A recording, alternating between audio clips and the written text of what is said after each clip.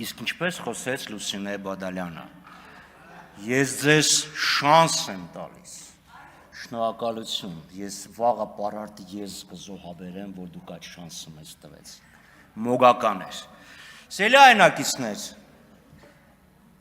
երբես լսում եմ 3 կեսօրից հետո ծավալված այս քննարկումը, այս հատվածը, ես հիշում եմ երիտասարդ տարիքում ինձ պատմած մի անեկդոտ, որը ամենևին ծիծաղելի չէր այն ժամանակ, բայց պարզ պարկեշտությունը ստիպված էր մի թեթև ժպիտ ցույց տալ։ Ես երբեք մտքովս չէր անցնի, որ դա կարող է իրականություն դառնալ, բայց իրականություն դառավ, ես ձեզ պատմեմ։ Ծիծաղելի չի, բայց ծիծաղելի չի այն, ինչ որ անում եք դուք ստեղ։ Ուրեմն արքադուստր գորտը գետի ափին նստած, որտեղով չփչփացնում է։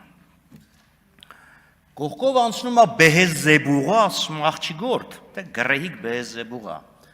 Ջուրը շատ սառը չի։ Արքադուստր գորտը շրջվում է եւ ասում է. ես այստեղ նստած եմ որպես արքադուստր, այլ ոչ թե որպես ջերմաչափ։ Հիմա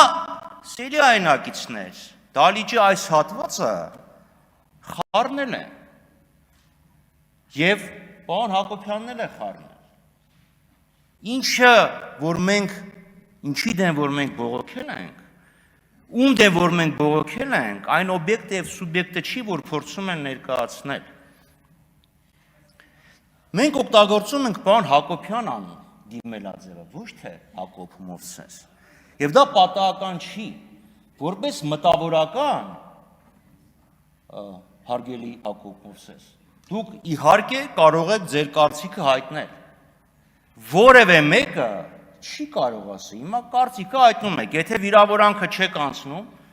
քրեական անձնագործություն չեք գործում, զրպարտություն չեք գործում, Աստծո սիրուն, ինչ կարծիք ուզում եք հայտնեք։ Լուսինե Բադալյանը կարծիք հայտնեց դաշնակցության մասին, չհայհոյեց, պարկեշտ խոսակցության արտահայտչական միջոցները չոտնահարեց, դե քաղաքական գործի չա կարող անի, բայց մենք այստեղ գործ ունենք ոչ թե Հակոբ Մովսեսի, այլ Հակոբ Հակոբյանի հետ։ Դուք պետք է կարողանաք տարանջատեք Հակոբ Մովսես մտավորական եւ Հակոբ Հակոբյան սահմանադրակ ինքնավար մարմնի անդամ, որը ունի որոշակի գործառույթներ։ Ձեր գնահատականը հակասում է, ասկան ձեր ոչ թե գնահատականի էությունը, այլ գնահատական տալը հակասում է մարմնի անդամ լինելու իրավունքների եւ պարտականությունների հետ։ Դուք էլ ստեղ կանգնած խոսում էիք եւ դալիճը ձեզ հարցեր էր տալիս, որոնք ուղղված էին Հակոբ Մովսեսին, ոչ թե Հակոբ Հակոբյանին։ Ձեր մոտ խորքային երկվություն է առաջացել։ Եթե ձեր համար ավելի հոգի հարազատ է գրող, արվեստագետ, մտավորական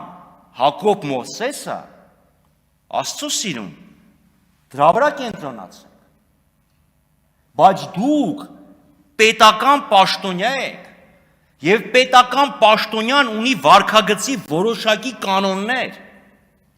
Դուք այդ կանոնն եք խախտել։ Ձեր կարծիքը 200 տարվա շատ լավ է, որ մարդը կարծիք ունի, բայց լինելով հանձնաժողովի անդամ, կարծիք հայտնելու սահմանափակում կա։ Իմ սուբյեկտիվ ընկալմամբ դուք չեք տեսնում, լինելով, ափսոս գնաց Վլադիմիր Վարդանը, լավ, մտքի անսահման թռիչքի ճակատի մարտիկ, մտավորական գրող, այդ սահմանը պետքա չհատեք։ Սերգեյ Մերգելյանը շատ լավ մաթեմատիկոս էր, տարան դրեցին ինստիտուտի տնօրեն դնելուց հետո մի ներդրում գիտության, ասկան մի էական ներդրում գիտության մեջ չի ունեցել, որովհետև իրան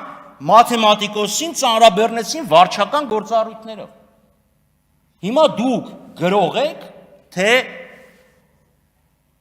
մամնի, պետական մամնի վերահսկիչ մարմնի անդամ։ Ստեղ է այդ երկրությունը։ Եվ ես չեմ ուզում, որ դուք Փորձեք այդ ամեն ինչը միարել, դժվար է, բայց եթե չեք կարողանում հաղթահարել, պետք է արդեն որոշեք։ Ցանկացած միություն, ընտանիքից սկսած, ընտանիք, կուսակցություն, պետական պաշտոն, որոշակի սահմանափակումներ է դնում անձնական ազատության վրա։ Գիտակցեք դա, որ ձեր անձնական ազատության վրա կան սահմանափակումներ։ Ես որպես պատգամավոր ձեր կարծիքով այդ սահմանափակումների վրա չեմ զգում։